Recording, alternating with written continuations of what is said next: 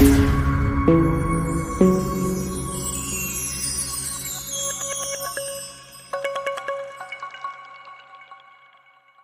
कहानी शुरू होती है मैक्सिको के एक छोटे से शहर सेंटा सिसिलिया से, जहां मिगेल अपनी बड़ी सी फैमिली के साथ रहता है। और मिगेल आगे चलकर एक म्यूजिशियन बनना चाहता है, जबकि उसके परिवार में किसी को भी गाना गाने की इजाजत नहीं है, क्योंकि एक बार मिगेल की पड़ दादी इमेल्डा ने एक ऐसे इंसान से शादी की थी जो कि म्यूजिशियन ही बनना चाहता था।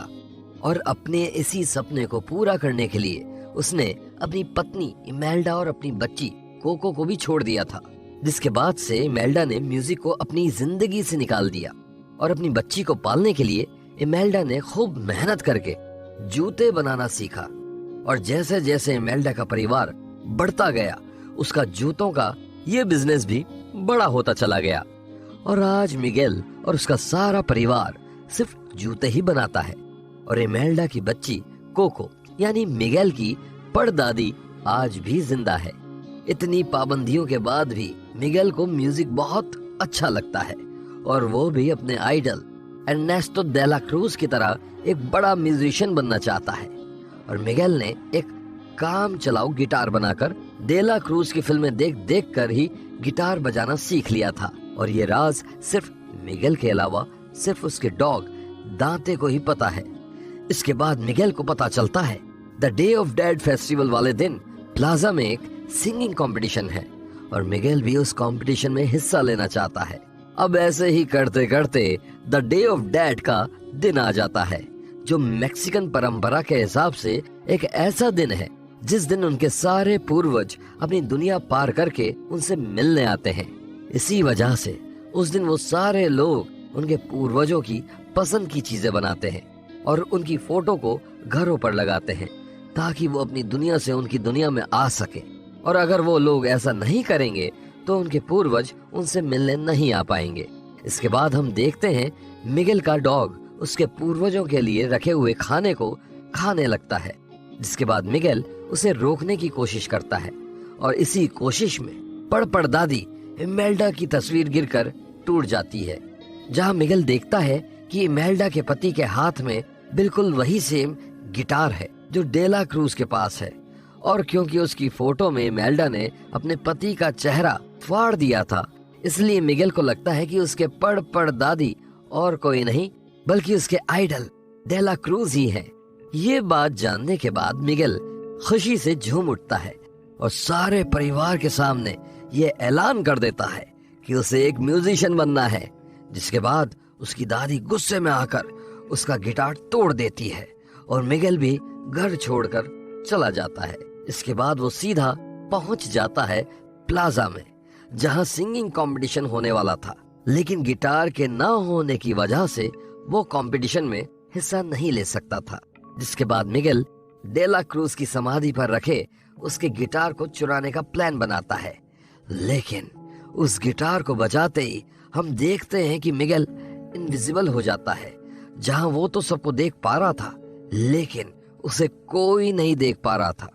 तभी मिगेल को वो सारे पूर्वज दिखाई देने लगते हैं जो अपने परिवार से मिलने आए हुए थे, लेकिन उन्हें देखते ही मिगेल डर जाता है, क्योंकि वो सिर्फ कंकाल के ही बने हुए थे।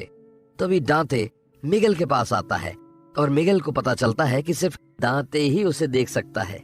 इसके बाद मिगेल अपने पूर्वजों से मिलता है और वो सभी मिलकर मिगेल को अपनी दुनिया में लेकर जाते हैं, और दांते भी उसके साथ जाता है। अपने पूर्वजों की दुनिया में जाकर मिगेल हैरान हो जाता है, क्योंकि वो एक बहुत विशाल जगह थी जहां अलग अलग तरह के जानवर भी रहा करते थे।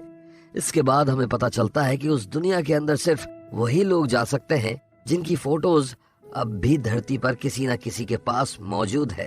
तभी हम वहां पर एक और इंसान को देखते हैं जिसका नाम हेक्टर था, और उसे भी अंदर जाने नहीं दिया जाता, क्योंकि अब धरती पर उसकी फोटो किसी के भी पास नहीं है।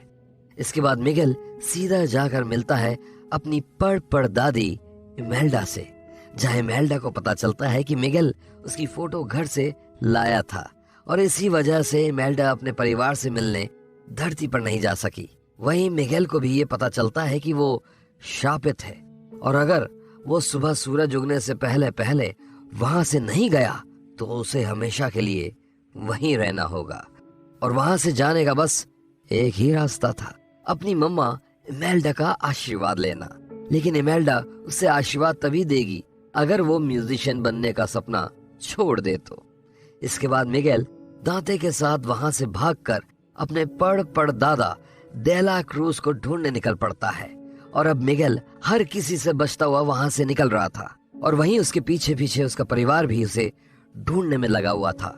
इसके बाद मिगेल की मुलाकात होती है हेक्टर से और उसे पता चलता है कि हेक्टर डेला क्रूज को जानता है। जिसके बाद वो दोनों एक डील करते हैं जिसमें हेक्टर मिगेल को डेला क्रूज से मिलवाने का वादा करता है और मिगेल उसकी फोटो वापस धरती पर ले जाने का वादा करता है। इसके बाद हेक्टर मिगेल का चेहरा रंग देता है ताकि वो वहां के सभी लोगों की तरह लगे। वहीं दूसरी ओर इमेल्डा मिगेल को ढूंढने के लिए अपने पेट को बुलाती है जो कि एक शेर होते हुए भी उड़ सकता था।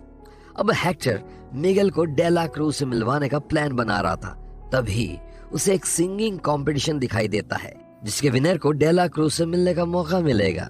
इसके बाद हेक्टर अपने एक दोस्त से उसका गिटार मांगने जाता है जहां उसका दोस्त कुछ ही देर बाद वहां से गायब हो जाता है। तब हेक्टर मिगेल को बताता है कि जिन भी लोगों को धरती पर भुला दिया जाता है वो सभी लोग इस जगह से भी गायब हो जाते हैं और इसलिए हेक्टर चाहता है कि जल्द से जल्द मिगेल उसकी फोटो धरती पर वापस ले जाए। गिटार लेने के तुरंत बाद वो दोनों सीधा पहुंच जाते हैं कंपटीशन वेन्यू में जहां स्टेज पर अलग अलग म्यूजिशियंस परफॉर्म कर रहे थे।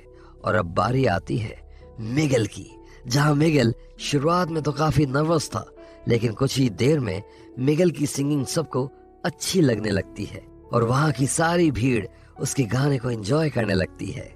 लेकिन तभी वहां मिगेल की फैमिली आ जाती है और मिगेल को वहां से भागना पड़ता है। और तब हेक्टर को पता चलता है मिगेल का डेला क्रूज के अलावा भी परिवार है। जिसके बाद हेक्टर मिगेल से बहुत गुस्सा हो जाता है और मिगेल भी हेक्टर को छोड़कर डेला क्रूज से मिलने के लिए अकेले ही निकल पड़ता है। अब हम देखते हैं कि डेला क्रूज के घर पर एक बहुत बड़ी पार्टी चल रही है जिसमें सिर्फ वही लोग जा सकते हैं जिनके पास उस पार्टी का इनविटेशन हो। लेकिन मिगेल किसी तरह लोगों के बीच में छुपता हुआ उस पार्टी में पहुंच जाता है जहां डेला क्रूज का ध्यान अपनी तरफ खींचने के लिए मिगेल वहां गाना गाना शुरू कर देता है। लेकिन गाना गाते गाते मिगेल पूल में गिर जाता है जिसकी वजह से मिगेल के चेहरे का कलर उतर जाता है और सबको पता चल जाता है मिगेल वही जीवित बच्चा है जो धरती से आया है। इसके बाद मिगेल डेला क्रूज को बताता है कि वो उसका पड़ पोता है और ये बात सुनकर डेला क्रूज बहुत खुश होता है और सबसे अपने पोते को मिलवाता है और मिगेल को अपना सारा घर भी दिखाता है। आखिर में डेला क्रूज मिगेल को अपना आशीर्वाद देने ही जा रहा था ताकि वो धरती पर वापस जा सके, लेकिन तभी वहां हेक्टर आ जाता है और हमें पता चलता है कि आज तक जितने भी गाने डेला क्रूज ने गाए हैं वो सभी हेक्टर ने लिखे थे। और यही नहीं बल्कि इन गानों को हेक्टर से चुराने के लिए डेला क्रूज ने उसे जहर देकर मार दिया था। इसके बाद डेला क्रूज अपनी सिक्योरिटी को बुलवाकर हेक्टर और मिगेल दोनों को ही तालाब में फेंकवा देता है और साथ ही में हेक्टर की इकलौती तस्वीर भी अपने पास रख लेता है ताकि उसे धरती से भुला दिया जाए और वो वहां से भी गायब हो जाए।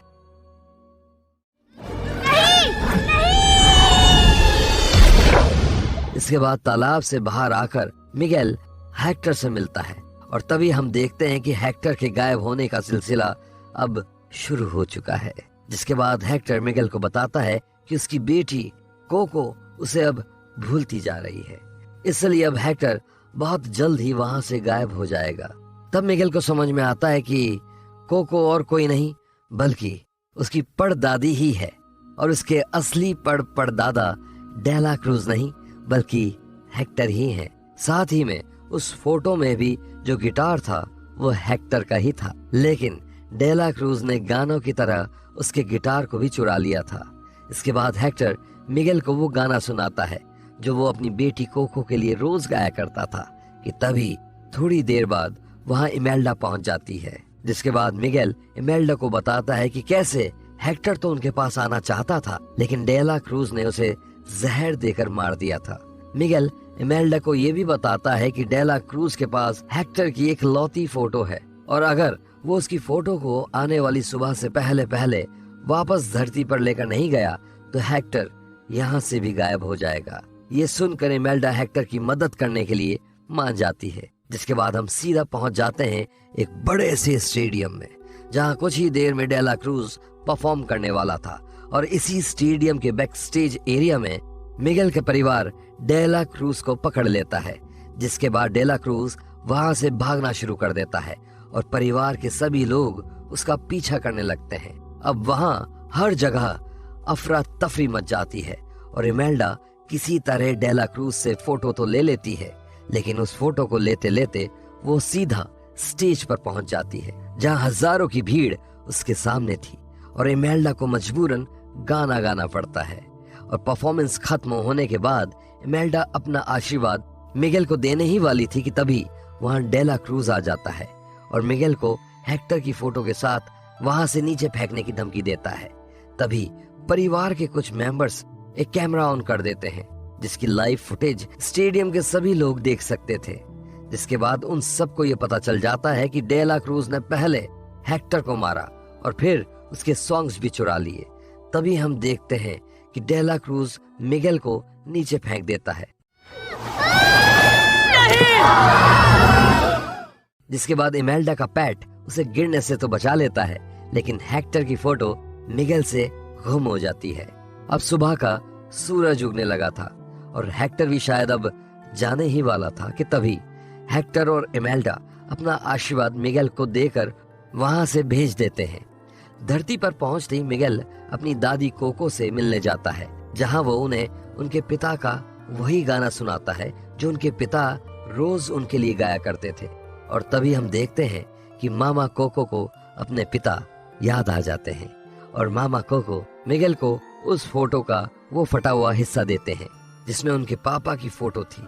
अब समय बीतता है और हम 1 साल आगे आ जाते हैं, जहां पर हम देखते हैं कि धरती पर भी लोगों को डेला क्रूज की सच्चाई पता चल चुकी है और साथ में मामा कोको भी अब वहां से जा चुकी है। और पूर्वजों की दुनिया में हेक्टर को आखिरकार एंट्री मिल ही जाती है, जहां हेक्टर अपनी बेटी कोको से मिलता है, जिसे देखकर वो बहुत खुश होता है। फिल्म के आखिर में हम देखते हैं कि मिगेल का परिवार भी उसके म्यूजिशियन बनने के सपने को स्वीकार कर लेता है। तो ये थी कोको फिल्म की सारी कहानी। आपको ये कहानी कैसी लगी हमें कमेंट्स में जरूर बताइएगा।